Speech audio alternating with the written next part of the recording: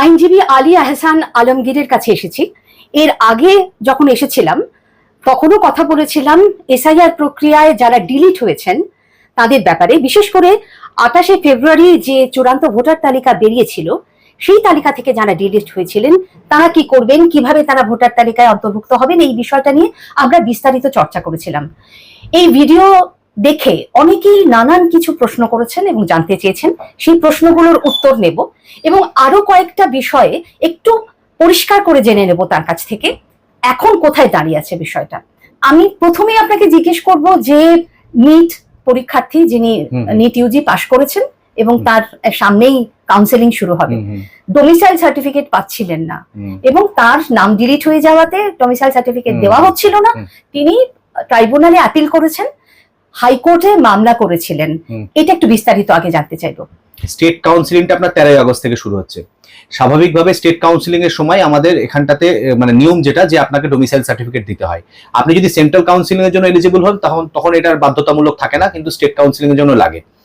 এবার এই state counselling এর জন্য যেহেতু এলিজিবল, ও জুলাই মাসের দ্বিতীয় সপ্তাহে অনলাইনে ডোমিসাইল সার্টিফিকেটের জন্য আবেদন করে এবং তারপর থেকে বারংবার সংশ্লিষ্ট যে এসডিও অফিস সেখানে তদবির করে, কিন্তু বহুত দিন ধরে ঝুলিয়ে রাখার পরে আলটিমেটলি 3 তারিখে 3রা আগস্ট ওনাকে ছেলেটাকে জানানো হয় যে ডোমিসাইল সার্টিফিকেট দেওয়া যাবে না, যেহেতু তোমার এসআইআর প্রসেসে নাম বাদ গেছে। এবার তখন স্বাভাবিকভাবে বলেছে আমি তো আপিল ফাইল করেছি। এবার আমাদের মুর্শিদাবাদের অবস্থা সবাই জানে যে মুর্শিদাবাদে সব থেকে বেশি সংখ্যক আপিল ফাইল হয়েছে, 6,29,000। স্বাভাবিকভাবেই ওই আপিলের নিষ্পত্তি হওয়া পর্যন্ত যদি তাকে অপেক্ষা করতে হয় তাহলে এই কাউন্সিলিং সে অবশ্যই মিস করছে। সেইটাই আমরা যা হাইকোর্টের কাছে সেই ব্যাপারেই হাইকোর্টের দ্বারস্থ হয়েছিলাম এবং হাইকোর্ট এখানে পরিত্রাতার ভূমিকায় অবতীর্ণ হয়েছে। মহামান্য বিচারপতি জাস্টিস কৃষ্ণা রাও বললেন এটাই যে ডোমিসাইল সার্টিফিকেট ইমিডিয়েটলি দিতে হবে, কারণ আমরা দেখিয়েছিলাম, আমরা বিহার এসআইআর সুপ্রিম কোর্টের যে জাজমেন্ট সেই জাজমেন্টকে রেফার করে আমরা এখানে দেখিয়েছিলাম যে ওখানে বলাই হয়েছে যে এসআইআর প্রসেসে ভোটারদের নাম বাদ যাওয়াটা শুধুমাত্র সেই ভোট প্রক্রিয়ার সঙ্গেই সম্পর্কিত, তার গভর্নমেন্ট বেনিফিটস পেতে কোনো অসুবিধা নেই। মানে সেখানে ল্যাঙ্গুয়েজ যেটা জাজমেন্টে ইউজ করা হয়েছে সেখানে কিন্তু সেটা এক্সপ্রেসলি আমাদের কেসটাকে সাপোর্ট করছে। এবং তার পাশাপাশি আমাদের ক্যালকাটা হাইকোর্টেরই সার্কিট বেঞ্চের একটা অর্ডার আছে, যদিও সেটা ইন্টারিম অর্ডার, কিন্তু সেখানেও হাইকোর্ট পরিত্রাতা হিসাবে ভোটারকে কোনো বেনিফিশিয়াল অপরচুনিটি থেকে মিস করা যাবে না শুধুমাত্র তার এসআইআর প্রসেসে নাম বাদ গেছে বলে, এই মর্মে নির্দেশ দিয়েছেন, ইন্টারিম প্রোটেকশন দিয়েছেন। আমরা এইগুলোকে রিলাই করেছিলাম। তো জাস্টিস রাও আমি যেমনটা বললাম যে পরিত্রাতার ভূমিকা অবতীর্ণ হয়ে ইমিডিয়েটলি ডোমিসাইল সার্টিফিকেট ইস্যু করার কথা বলেছেন। এবং শুধু তাই নয়, তবে যদি এই ডোমিসাইল সার্টিফিকেটটা কিন্তু এই কাউন্সিলিং প্রসেসে পার্টিসিপেট করার জন্য, এবং এটা একটা ভ্যালিডিটি পিরিয়ড দিয়েছেন উনি, সেটা হচ্ছে 4 সপ্তাহ। আচ্ছা, মানে টেম্পোরারি। কেন টেম্পোরারি? তার কারণ হচ্ছে স্বাভাবিক ব্যাপার যে ভোটারের এসআইআর এর নাম ডিলিট হয়েছে, সে আপিল ফাইল করেছে, তো অর্ডারের পার্ট বি যেটা, সেই পার্ট বি তে উনি কিন্তু এই আপিলটারও দ্রুত নিষ্পত্তি, এবং সেটা বলেছে খুব বেশি হলে মানে যত দ্রুত সম্ভব, খুব বেশি হলে 1 সপ্তাহের মধ্যে তোমাকে এই আপিলটা নিষ্পত্তি করতে হবে, এই মর্মে ট্রাইব্যুনালকেও কিন্তু নির্দেশ দিয়েছে। তো সেই দিক দিয়ে দেখতে গেলে ট্রাইব্যুনালের কাছে যদি তার আপিলের নিষ্পত্তি পজিটিভ হয়, সেই রেজাল্টটা এসডিইউ কে কমিউনিকেট করার কথা বলা হয়েছে, এসপিও তাহলে ওকে পার্মানেন্ট ডোমিসাইল সার্টিফিকেটটা তখন দেবে। অর্থাৎ ভোটারকে কিন্তু অ্যাকচুয়ালি সব দিক দিয়ে প্রোটেকশন দেওয়া হলো। এবার তার ট্রাইব্যুনালে পেন্ডিং থাকা আপিলটা কি হবে সেটা তো সেই ট্রাইব্যুনালে বিচার করবো অবশ্যই, কিন্তু আজকের দিনে তার যে আশু বিপদ ছিল সেই বিপদ থেকে হাইকোর্ট তাকে রক্ষা করলো অবশ্যই। বেশ, 1 আগস্ট যেদিন থেকে আনুষ্ঠানিকভাবে আমাদের এখানে সেন্সাসের সূচনা হলো, সেদিন মুখ্যমন্ত্রী শুভেন্দু অধিকারী একটা কথা বলেছিলেন যে 27 লক্ষের কথা, অর্থাৎ 27 লক্ষ যারা ডিলিট হয়েছিলেন আন্ডার অ্যাডজুডিকেশনের লিস্টে, 7 লক্ষ যে লজিক্যাল ডিসক্রিপেন্সি, তার থেকে 27 লক্ষ যারা ডিলিট হয়েছিলেন। সেই 27 লক্ষের মধ্যে নাকি মাত্র 7 লাখ 7 লাখ আপিল করেছেন ট্রাইব্যুনালে, বাকিরা আপিল করেননি।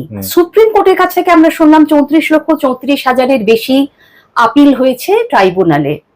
সেটা কলকাতা হাইকোর্টের তৎকালীন প্রধান বিচারপতির হিসেব ছিল। তাহলে সেটা মুখ্যমন্ত্রীর হিসেবটা এরকম, মানে এই অস্পষ্টতাটা একটু বুঝতে চাই। দেখুন, এই হিসেবটা তো আমিও মেলাতে পারছি না, তবে এখানে যে অথরিটি, অ্যাপ্রোপ্রিয়েট অথরিটি তার কথাই আমরা শুনে চলবো স্বাভাবিকভাবে।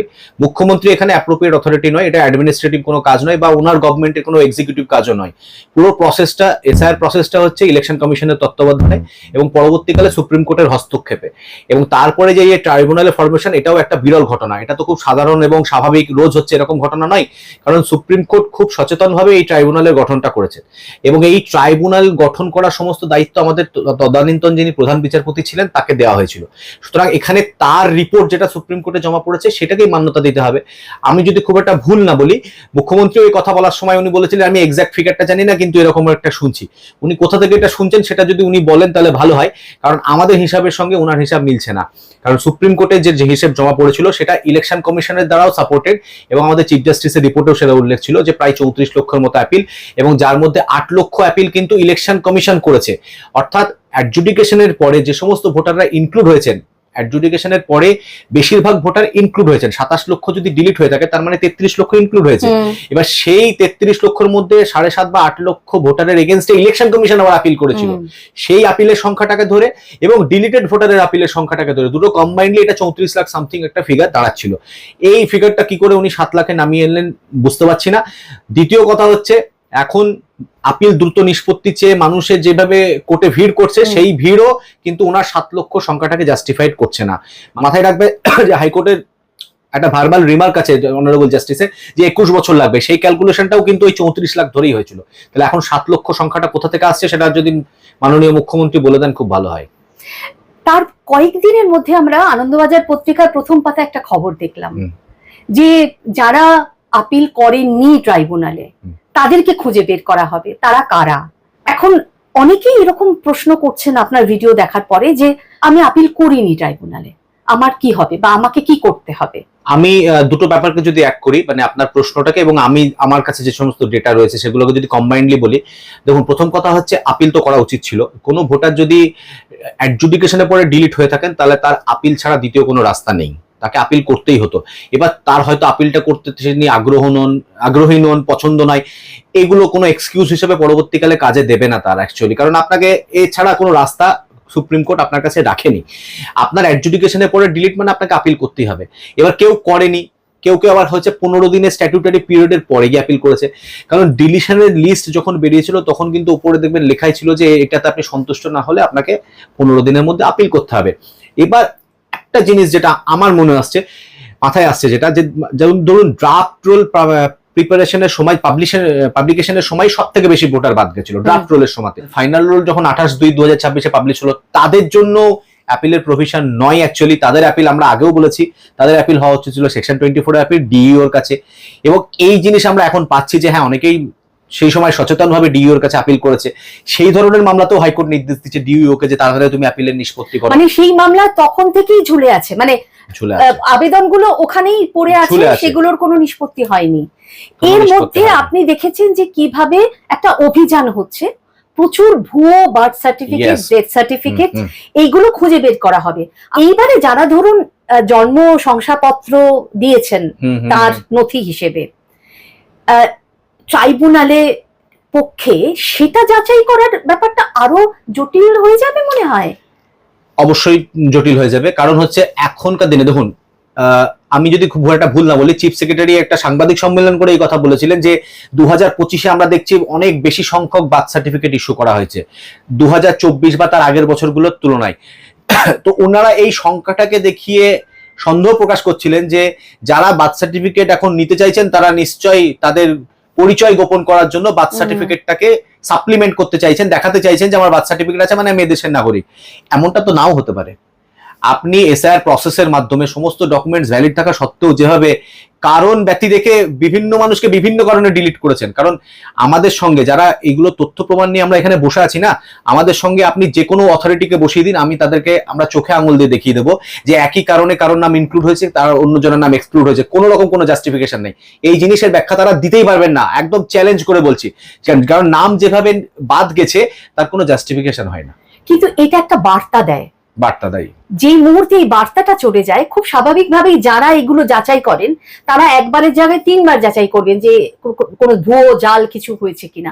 ফলে যে সময়টা লাগার কথা ট্রাইব্যুনালে তার থেকে বেশি সময় লেগে যেতে পারে।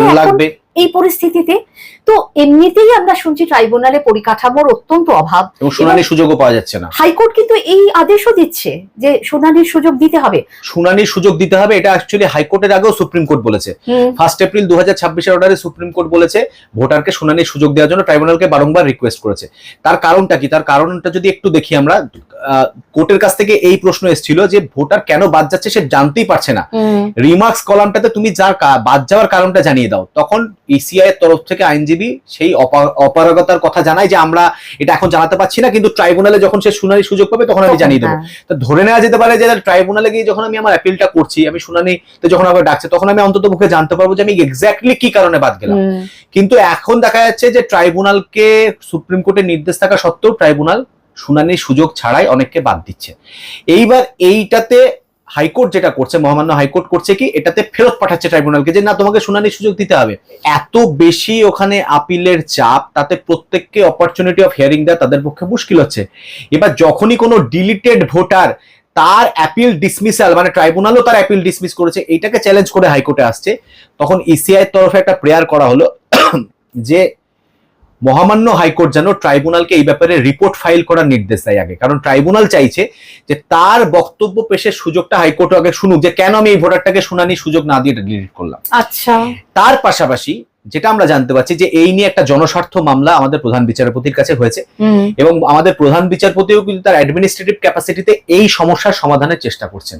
তাহলে পরিস্থিতিটা কি দাঁড়িয়ে আছে? আপনি স্ট্যান্ডার্ড অপারেটিং প্রসিজিওর কি ভিত্তিতে ট্রাইব্যুনাল কাজ করছে সেটা কিন্তু আরটিআই আমরা করেছিলাম, আমাদেরকে আরটিআই রিপ্লাই দেওয়া হয়নি। আমরা এই একটা পেয়েছি যেটাতে বলা হয়েছে যে এই রিপ্লাই, আমরা এটা হাইকোর্টকেই করেছিলাম, এইখানে কিন্তু হাইকোর্ট বলেছে যে আমরা এই রিপ্লাই দিতে বার আছে। তো এই হচ্ছে দুর্ভাগ্য আমাদের, কিন্তু আমরা এটা পাইনি। এই রিপ্লাইটা পেলে বোঝা যেত যে কেন আমরা এই কিভাবে ট্রাইব্যুনাল ফাংশন করছে, তাহলে এই জনস্বার্থ মামলার দরকার ছিল না। এইরকম একটা জায়গায় দাঁড়িয়ে আছে বিষয়টা। এবারে যারা আপনার কাছ থেকে সমাধান চাইছেন বা খুঁজছেন, উত্তর খুঁজছেন, আমরা কি করব, এরকম কিছু প্রশ্ন আমি আপনার জন্যই নিয়ে এসেছি আর কি। যারা ইউটিউবের ভিডিও দেখে কমেন্ট বক্সে এই প্রশ্ন করেছেন, যেমন একজন, তার নাম সিবি ভট্ট, তিনি বলছেন 2002 সালে ভোটার লিস্টে নাম ছিল কিন্তু এসআইআর এর নাম আসেনি, তাহলে কি ফর্ম 6 ভর্তি করে ভোটার লিস্টে নাম তোলা যাবে? একটু জানাবেন।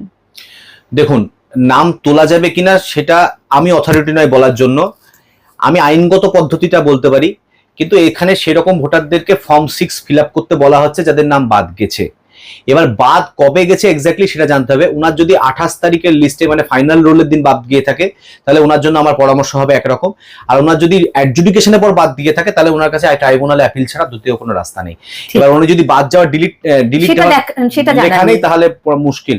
তবে আমি অ্যাড করে দিই যদি ওনার সুবিধা হয়, যদি 28 তারিখে ফাইনাল রোল পাবলিকেশনের দিন বাদ হয়ে থাকে, যদিও উনি বলছেন 2002 এর ভোটার, তার মানে ফাইনাল রোলে হয়তো বাদ যাননি, তাও আমি ফাইনাল রোলে যদি বাদ হয়ে থাকে তাহলে আমার আন্ডারস্ট্যান্ডিং এ ফর্ম 6টা হচ্ছে একটা ফর্ম 6 ফিল আপ করার কথা প্রথম কথা ইসিআই বলছে, কিন্তু ফর্ম 6 হচ্ছে নতুন ভোটারদের জন্য যাদের বয়স 18 থেকে 22 বছরের মধ্যে।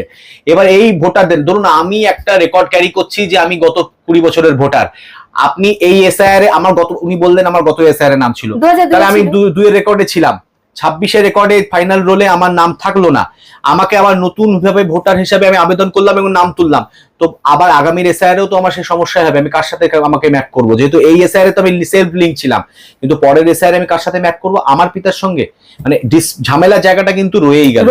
এবার এইগুলো যদি শুধুমাত্র ট্রাইব্যুনাল থেকে ক্লিয়ার হয়ে আসে তবে এই ঝামেলাটা থাকছে না, বাকি ফর্ম 6 এ একটা দ্বিধার জায়গা তৈরি হচ্ছে, আজকের দিনে না হলেও পরবর্তী এসআইআর এর কি হবে তাদের।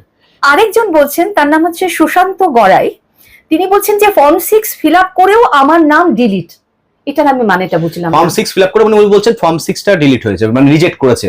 ফর্ম 6 রিজেক্ট করে থাকলে, যদি ফর্ম 6 মানে ফর্ম 6 রিজেক্ট করেছে মানে নতুন ভোটার হিসেবেও ওনার, দেখুন এইটা আপনার যদি মনে থাকে গতবারে আমরা এটা আলোচনা করেছিলাম যে একই রেকর্ডে আমি এসআইআর এর ফর্ম ফিল আপ করলাম, ওই রেকর্ড দিয়ে ফর্ম 6 ফিল আপ করছি, তো ডিলিট হওয়ার চান্সই তো বাড়ছে, কিন্তু যদি ইনক্লুডও হয়ে যায় ফর্ম 6টা যদি অ্যালাউ করে, তার মানে আমার এনুমারেশন ফর্মে যে ডকুমেন্টস দিয়েছিলাম সেগুলো ঠিকই ছিল, তুমি আমার এসআইআর এর প্রসেসে নাম বাদ যাওয়াটাকে জাস্টিফাই করতে পারছো না।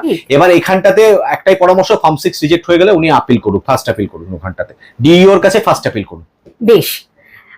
আরেকজন বলছেন অজয় দাস, তিনি বলছেন যারা ট্রাইব্যুনালে অ্যাপ্লাই করতে পারেনি তারা কি করবে? ট্রাইব্যুনালে অ্যাপ্লাই করতে না পারলেও যে এমনিতে টাইম হচ্ছে 15 দিনের, কিন্তু দেখা যাচ্ছে আপনি আপনার এপিক স্ট্যাটাসটা ইলেকশন কমিশনের পোর্টালে গিয়ে চেক করুন, ওখানে ডিলিটেড দেখানোর পরে অনেককে এখনো অ্যাপিলের অপশন দেখাচ্ছে। যদি অপশন পান ইমিডিয়েট অ্যাপিল ফাইল করুন।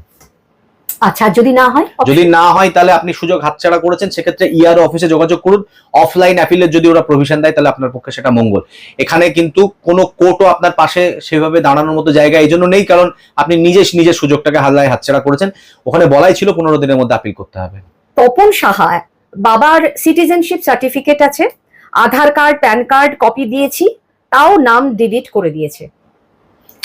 এরকম তো অনেক হয়েছে। দেখুন, আমি এটা তো পুরো ব্যাপারটা জানা না, জেনে আমার পক্ষে মন্তব্য করা ঠিক নয়। তবে আমাদের কাছে ডকুমেন্টস আছে, আমরা দেখিয়ে দিতে পারবো যে অফিসিয়াল ভুলে। আজকে আমি উদাহরণ দিচ্ছি আপনাকে, কোনো নাম করে বলে দিচ্ছি, এক্স শেখ। এবার শেখ সাধারণত মহিলাদের টাইটেল হয় না, ওনার নাম আসলে এক্স বিবি। এবার ওনার ভোটার লিস্টে হচ্ছে এক্স শেখ। এবার ভোটার লিস্ট উনি বানাননি, ভোটার লিস্ট বানিয়েছে হচ্ছে ইসিআই। 2002 এর ভোটার লিস্ট ইসিআই বানিয়েছে, ওখানে বাংলায় ওনার নাম লিখেছেন এক্স শেখ। কিন্তু ওনার সেই সময়কার যে ভোটার কার্ড, সেই ভোটার কার্ডে ছবি ওনার কাছে, সেখানে কিন্তু ওনার নাম এক্স বিবি আছে। ভোটার কার্ডে কোনো ভুল নেই, ভুলটা ইসিআই এর। আজকে ওনার নামটা বাদ দিয়ে দিয়েছে, এটা এসআইআর প্রসেসে বাদ দিয়েছে। আপনি এর ব্যাখ্যা কার কাছে চাইতে যাবেন? আপনি ইসিআই কে ছেড়ে দিন, আপনি বলুন তো জুডিশিয়াল অফিসাররা কি করে এটাকে ওভারলুক করে গেল? এটা যদি অপরচুনিটি অফ হিয়ারিং দিত, ভোটারকে যদি বলার সুযোগ দিত, তাহলে তো দেখাতে হতো যে আমার কোন ডকুমেন্টসে ভুল আছে। এটা তো তোর অফিসিয়াল ডকুমেন্টসে ভুল আছে, তাহলে আমি কেন বাদ যাব? আপনি এর কি ব্যাখ্যা দেবেন?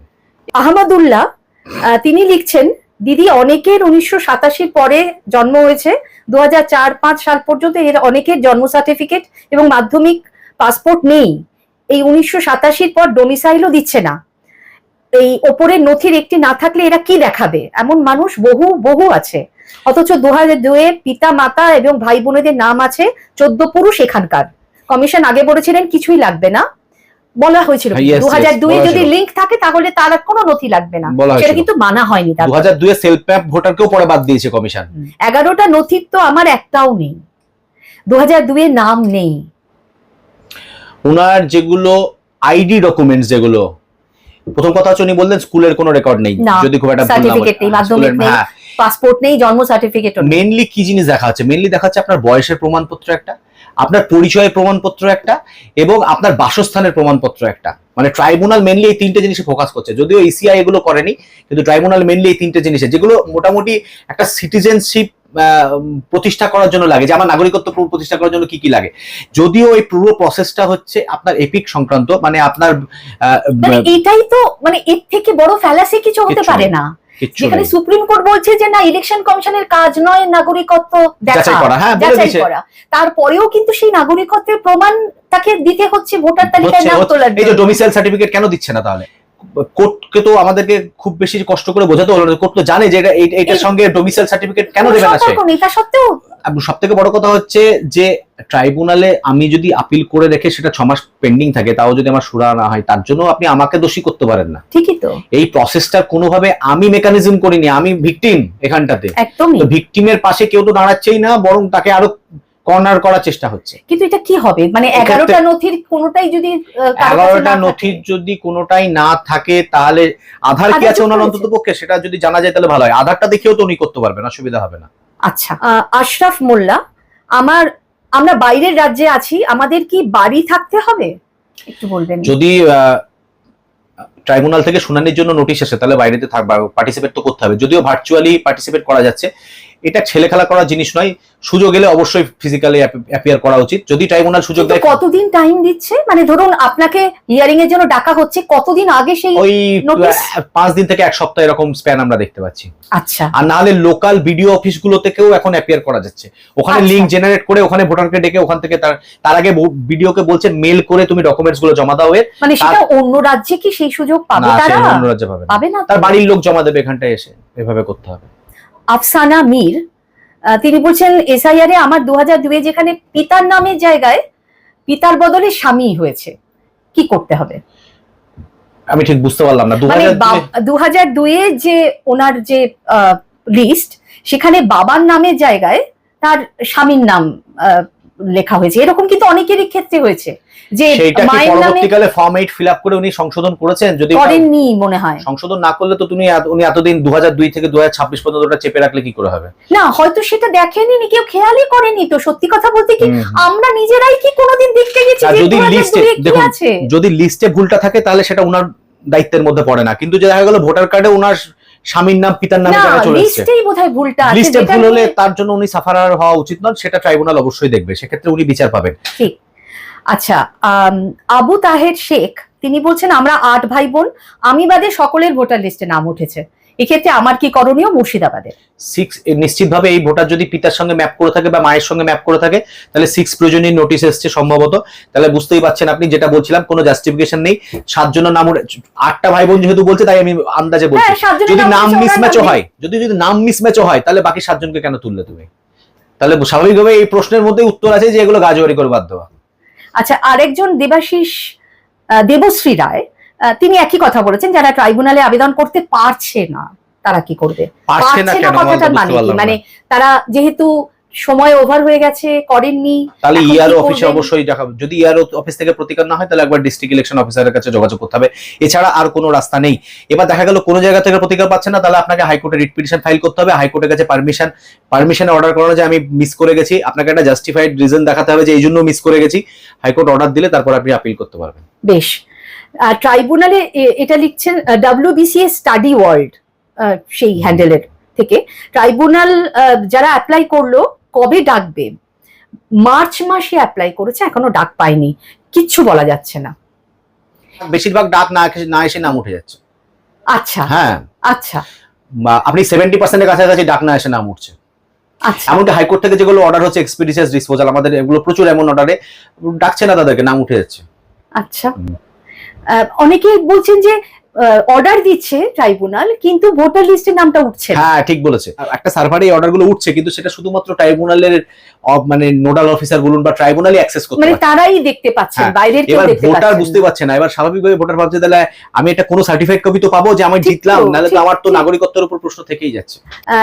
লাভেরিয়া 1 তিনি লিখছেন 28/2/2026 আমার নাম ডিলিট হয়েছে, আমি ফর্ম 6 ফিল আপ করেছি, আমার বাবার নাম আছে 2002 কিন্তু পদবিতে ভুল আছে, আমি সমস্ত ডকুমেন্টস দিয়েছি, আমার মা ভাই সবার নাম উঠে গেল, আমার নাম ডিলিট হয়ে গেল, আমার হিয়ারিং হয়েছে কিন্তু কোনো আপডেট এখনো পাইনি, কাইন্ডলি একটু বলুন, আমার ভোটার কার্ডটা খুব দরকার, গরিব মানুষ, সরকারি কোনো সুবিধা পাচ্ছি না, খুব প্রবলেমে আছি। মানে ইয়ার অফিস আটকে আছে, এগুলো কি বলি বলুন তো? মানে দেখুন, আমি যদি এখন বলি যে আরে এক্ষুনি আসন কোর্টে, এগুলো তো বলা ঠিকও নয়, আর এগুলো বলবোই বা কেন, কতজন মানুষ এইভাবে করতে পারবে? এবার ইআরও গুলোকে তদবির করা ছাড়া এই নাই, দরকার হলে একটা আরটিআই করে রাখুন যে কেন পেন্ডিং আছে, কোন জায়গায় আমার এটা আটকে আছে, আমি দেখে ছাড়বো যে কেন এত দেরি হচ্ছে। একজন বাবার 6 জন সন্তান, 4 জন ভোটার লিস্টে নাম, ওই যেটা নিয়ে আমরা কথা বলছিলাম, বাকি 2 জন বাংলাদেশি হয়ে গেলেন। 2002 এসআইআর এ বাবা মা দুজনের নাম আছে, এখন কি হবে? ট্রাইব্যুনাল থেকে আশা করছি আপনারা উদ্ধার হয়ে যাবেন। একজন বলছেন কাফি মল্লিক, তিনি বলছেন যে একদম ঠিক কথা বলেছেন, আমরা স্ত্রীরা 3 বোন 1 ভাই, অথচ 6 জন বলে নোটিশ দেওয়া হয়েছিল। আমি নিজে সব এনুমারেশন ফর্ম একইভাবে একই রকম ভাবে পূরণ করেছি, একই ডকুমেন্ট দিয়ে হিয়ারিং করেছে, কিন্তু 2 জন ডিলিট হয়েছে, 2 জন ফাইনাল। কোনো ব্যাখ্যা নেই। এই যে 6 প্রয়োজনের নোটিশ যেগুলো এসেছিল, আপনি ভাবুন তাহলে 3টে ভাই বোন 4টে ভাই বোন, তাদেরকে এই নোটিশগুলো 3 বোন 1 ভাই মানে 4 জন, তাহলে তুমি 6 জনের প্রজেনির দিলে কি করে? কি ব্যাখ্যা দেবেন? এগুলো এআই দিয়ে করেছে, ইসিআই কোনো কাজ করেনি, হয় এআই করেছে, পরে জুডিশিয়াল অফিসাররা করেছে, মাঝখান থেকে ইসিআই খালি ক্রিম খেয়েছে, এর কোনো ব্যাখ্যা হয় না। কিন্তু প্রবলেম হচ্ছে যদি এগুলো খুঁটিয়ে দেখে না কোর্ট, তাহলে ইসিআই সমস্যায় পড়বে, কিন্তু হবে না সেটা না। এক্সট্রা শর্ট সেন্টার এন্টারটেনমেন্ট নাকি যাই হোক, একটা বিশাল বড় তার নাম। ম্যাম, আমার মা ফ্যামিলি পেনশন পায়, কিন্তু ওনার পেনশনের কাগজ নেওয়া হলো না, ওনার মায়ের নাম মানে আমার দিদার নাম 2002 এর ভোটে ছিল, তা সত্যি মানে তা সত্ত্বেও হবে হয়তো, আমার মায়ের নাম ডিলিট করে দিয়েছে, এখন ট্রাইব্যুনালে অ্যাপ্লাই করব, সেখানেও মায়ের নামে স্পেলিং ভুল করে রেখেছে।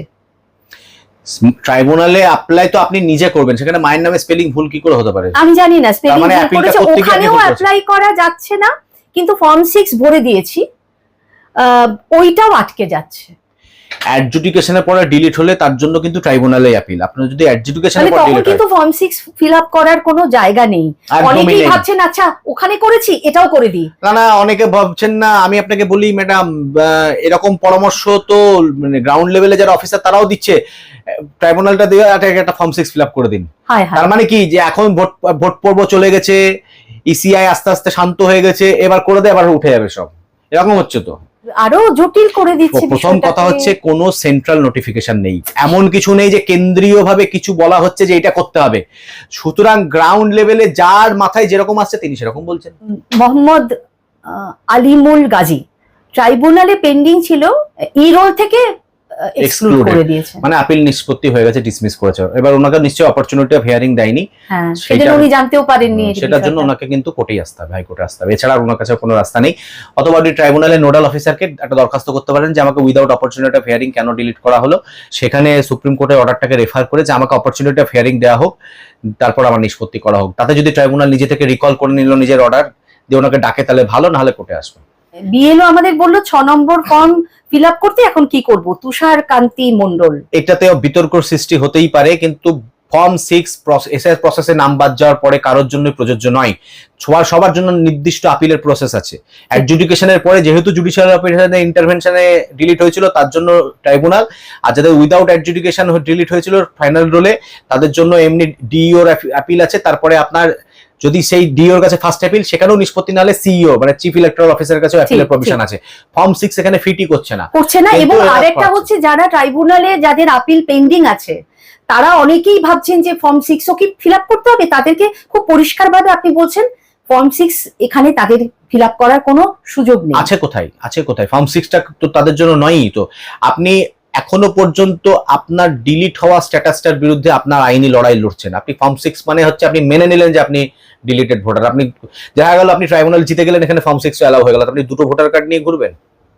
ফেসবুকে যে যারা আপনার ভিডিও দেখেছেন তারা তাদের মধ্যে কারোর কয়েকজনেরটা বলছি। রীতা দাস একজন বলছেন, স্যার বলছি আপনি যে ফর্ম 6 এর কথাটা বললেন, আমাদের জন্ম সার্টিফিকেট না থাকলে আমরা ফর্ম 6 তুলতে পারলাম না, তাহলে কি করব? জন্ম সার্টিফিকেট না থাকলে প্রাইমারি স্কুলের লিভিং সার্টিফিকেট, না থাকলে সেকেন্ডারি এডুকেশনের আপনার অ্যাডমিট কার্ড, এগুলোও বয়সের প্রমাণ হিসেবে ব্যবহার করা যাবে এবং এটা আইনসম্মত সম্পূর্ণভাবে। কণিকা চ্যাটার্জি তিনি বলছেন স্যার কিছুই তো বললো না, আমরা ওই সমস্ত কাগজপত্র জমা দিয়েছিলাম, ডিলিট হওয়ার পরে তার হিয়ারিং হয়েছে কিন্তু তার কোনো রেজাল্ট নেই, অনলাইন আপিল দুবার করা হয়েছে। দুবার কেন? দুবার করা হয়েছে, দুবারই রিজেক্ট করে দিচ্ছে। সরকারি চাকরিজীবী চিন্তা হচ্ছে ফর্ম 6 ফিল আপ করলেও নিচ্ছে না, রিজেক্ট করে পাঠিয়ে দিচ্ছে। মানে যে যখনই সুযোগ পাচ্ছেন ফর্ম 6 ফিল আপ করার চেষ্টা করছেন, মানে যেভাবেই হোক একটা ভোটার, হ্যাঁ অবশ্যই, তাই না, মানে নিজের অধিকার ফিরে পেতে চাওয়া। হ্যাঁ মানে কিন্তু ইনার সমস্যাটা আমি ঠিক আসলে বুঝতে পারলাম না, আমিও বুঝতে কবে পারছি ডিলিট না হয়েছে ওনার ঠিক নামটা, তাহলে আমি পরামর্শটা অবশ্যই দিতে পারতাম। তবে ফর্ম 6 রিজেক্ট হলে, যদি রিজেক্ট হয়ে থাকে তাহলে উনি যেন আপিলটা অবশ্যই করেন। কোথায়? ডিইওর কাছে, ডিস্ট্রিক্ট ইলেকশন অফিসারের কাছে। হ্যাঁ, একজন লিখেছেন মিঠু চক্রবর্তী, ফার্স্ট অ্যাপিল করেছিলাম ডিইওর কাছে, 4 মাস হয়ে গেছে, কোনো আপডেট নেই। উনি ঠিক রাস্তাতে হেঁটেছেন কিন্তু ডিইও ঝোলাচ্ছে ওরা, তার জন্য না। এবার সেক্ষেত্রে একবার অফিসে গিয়ে কথা বলে যদি সুরাহা মেলে ভালো, না হলে দেখুন প্রবলেমটা হচ্ছে যে আমরা এখানে বসে ধরুন বলতে পারি না এটার জন্য আপনি কোর্টে আসুন, ওটার জন্য। আমি খুব সচেতন ভাবে যেটা বলছি, এবং আমাদের পেশা বা আমাদের প্রফেশনাল এথিক্স এটাতে মইও দেয় না। আমরা কাউকে কোনোদিন বলা উচিত না যে আপনি মামলা করুন, কিন্তু অনেক রাস্তায় এমন আছে যদি প্রলং ডিলে হয় তাহলে আপনি যাবেনটা কোথায়? তাহলে তার উপরে যাচ্ছে তার কাছে যাবেন। আপনি ডিইওর কাছে আপিল করেছেন, ডিলে যদি হয়ে থাকে তাহলে একটা আরটিআই করুন, পাশাপাশি সিইওর কাছে একটা আপনি কমপ্লেন করতে পারেন যে আমার আপিলটা 4 মাস ধরে পেন্ডিং আছে, যা সুপিরিয়র অথরিটি তার কাছে কমপ্লেন করতে পারেন। ইনজামামুল হক তিনি বলছেন ফর্ম 6 এর সবচেয়ে বড় সমস্যা জন্মের প্রমাণ কিভাবে দেবে, কারণ অনেক বয়স্ক মানুষ তাদের বার্থ সার্টিফিকেট নেই, তারা মাধ্যমিক দেননি, ফলে তাদের অ্যাডমিট কার্ডও নেই। এইটাই তো কি করবে? এই জন্য তো আমি বলছি যে ফর্ম 6টা ফিল আপ করতে কেন বলা হচ্ছে। ফর্ম 6 নয় আমার জন্য, আমি পুরনো ভোটার, আমি আমার অধিকারের জন্য লড়বো। আমাকে যদি অন্যায়ভাবে বাদ দিয়ে হয়ে থাকে তাহলে আমার জন্য লিগ্যাল রেমেডি আমার জন্য ইজি হওয়া উচিত। আমাকে আর একটা নতুন ফাঁদে ফেলা হচ্ছে অ্যাকচুয়ালি এটা। কারণ আমি কি বললাম, এই ফর্ম 6 এর ফলে পরে এসআইআর গিয়ে যে আমি সমস্যায় পড়বো না, তার দায়িত্ব কি ইলেকশন কমিশন বলবে যে না এই ভোটার ছিল আগে তারপর উড়ে গেছিল আবার ঢুকলো? তখন তো তারা কেউ দায়িত্ব নেবে না। আর যে ভোটার জানে তাকে আমি বলবো আপনি আপিল করবেন সেকশন 24 আপিল ডিইওর কাছে। খবরদার ফর্ম 6 ফিল আপ করতে যাবেন না, যদি না করে থাকেন অবশ্যই করবেন না, কারণ ফর্ম 6 ফিল আপ করা মানে হচ্ছে আপনি আপনার একটা অধিকারকে ছেড়ে আসছেন। ঠিক তাই। মিতা সাহা তিনি বলছেন যে স্যার আমার তো অ্যাডজুডিকেশন থেকে নাম বাতিল হয়ে গেছে, কারণ আমি হিয়ারিং এর দিন ওই 11টা কাগজের মধ্যে 3টে খুব গুরুত্বপূর্ণ কাগজ নিয়ে গেছিলাম, কিন্তু হিয়ারিং এর দিন আমার ওই 11টা কাগজের মধ্যে কোনো কাগজ দেখেনি। কিন্তু ট্রাইব্যুনালে সুরাহা পাবেন। শুনুন, যারা জেনুইন ভোটার ট্রাইব্যুনালে কিন্তু রেশিও খুব ভালো নাম ইনক্লুড হওয়ার। বিশ্বজিৎ দেবনাথ তিনি বলছেন 28 তারিখে আমার নাম ডিলিট হয়েছে, বাবা মা সবার ভোট আছে 2002 এর, কেন তাহলে ডিলিট হলো, এর জন্য দায়ী কে? এর উত্তর এর জন্য আমরা দায়ী হচ্ছে election commission of India.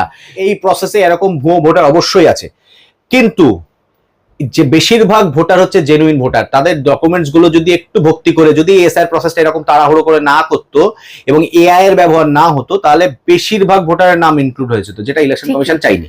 Joydeb Roychowdhury তিনি বলছেন আপনি ঠিক বলেছেন, আমার নাম 2002 সালের ভোটার লিস্টে আছে, আমার ভোটার কার্ডে বানান ভুল আছে, সেটা দিয়ে ছেলের নাম লিংক করা হয়েছিল, 28/2 তারিখে ছেলের নাম ডিলিট হয়ে গেছে। 2002 সালের ভোটার লিস্টে ওয়াইফের নাম ছিল না, বয়স কম ছিল বলে।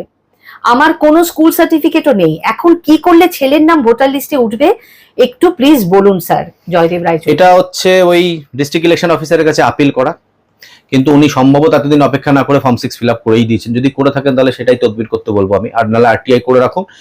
ফর্ম 6 যদি ইআরওর কাছে পেন্ডিং হয়ে থাকে তাহলে সেক্ষেত্রে ডিইওর কাছে অ্যাপ্রোচ ওনারা করতে পারেন, বাই মেল হোক বা দরখাস্ত করে, যে এতদিন ধরে ঝুলে আছে। কারণ ফর্ম 6 এর প্রসিডিওর আমি যেটা বলছি, 7 দিনের একটা ফর্ম 7 এর জন্য নোটিশ দেয়, যে যদি ফর্ম 6 এর এগেইনস্টে কারো অবজেকশন থাকে তাহলে সে ফর্ম 7 দিতে পারে। সেই নোটিশ পিরিয়ড হচ্ছে 7 দিন, সেই 7 দিনের পর প্রসেস করতেই হবে, কিন্তু এখানে পেন্ডিং রেখে দিচ্ছে। এই পেন্ডিং এর এগেইনস্টে আপনাদের এই সময়সীমা মানছে না তো? না, মানছে না। তবু হাইকোর্ট কিছু মানুষ সুরাহা দেওয়ার চেষ্টা কিছু মানুষ করছে, সুরাহা পেয়েছে, কিছু মানুষ সুরাহা পেয়েছেন, কিন্তু সংখ্যাটা আসার কথা হচ্ছে এটাই যে ট্রাইব্যুনালে যারা আপিল করেছেন তাদের 70% ইনক্লুড হচ্ছেন। এখন যদি তাদের ডকুমেন্টস গুলো তাদের এনুমারেশন ফর্ম ফিল আপের সময় যেগুলো দেওয়া হয়েছিল বা লজিক্যাল ডিসক্রিপেন্সির সময় যেগুলো দেওয়া হয়েছিল তার ভিত্তিতে উইদাউট শুনানি ট্রাইব্যুনাল 70% লোককে ইনক্লুড করে, তাহলে কি করে তাদের নাম এক্সক্লুড করলো জুডিশিয়াল অফিসাররা, বা তার আগে ইলেকশন কমিশন কি করে এক্সক্লুড করলো? কারণ এখন তো শুনানি ছাড়াই 70% লোক ইনক্লুড হয়ে যাচ্ছে, তাদেরকে বলতেও হচ্ছে না আমাদের এই কেস, তাদের ডকুমেন্টস থেকে ইনক্লুড হচ্ছে, তাহলে কি করে হচ্ছে? তার মানে প্রসেসটা ঠিকঠাক হয়নি বলেই তো এত বিপুল সংখ্যক লোক ইনক্লুড হচ্ছে এখন ভোট প্রসেসে। তার জন্য অ্যাকাউন্টেবল কি? ইসিআই অ্যাকাউন্টেবল, অবশ্যই ইসিআই কিন্তু অ্যাকাউন্টেবল, তারা সেই অ্যাকাউন্টেবিলিটি তারা তাদের কাজ করে চলে গেছে। হ্যাঁ।